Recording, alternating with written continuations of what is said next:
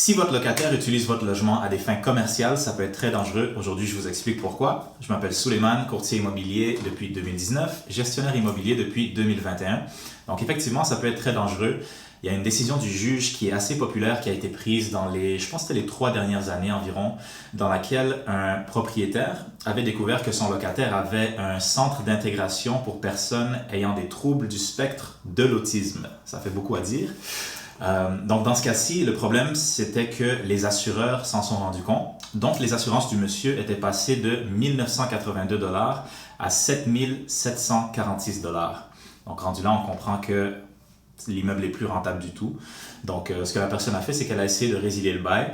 Malheureusement, les locataires sont retournés contre le propriétaire, ont refusé la résiliation du bail. Leur argument, c'était qu'on utilise seulement un tiers du logement pour les activités commerciales. Finalement, c'est le propriétaire qui a gagné parce qu'après avoir fait les vérifications, le locataire n'habitait pas vraiment le logement. C'était vraiment quelque chose qui était à des fins commerciales. Fait que si vous signez le bail, il y a une partie dans le bail où on dit est-ce que le logement est utilisé pour des fins commerciales ou résidentielles.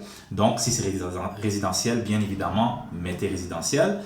Et si jamais un locataire vous demande de faire des activités commerciales, prenez tous les renseignements possibles que vous voulez, si c'est quelque chose qui vous intéresse. Puis, parlez-en à vos assurances avant de signer le bail, juste pour savoir combien ça va vous coûter, parce que sinon, vous pourriez avoir une méchante surprise quand vos assurances vont augmenter.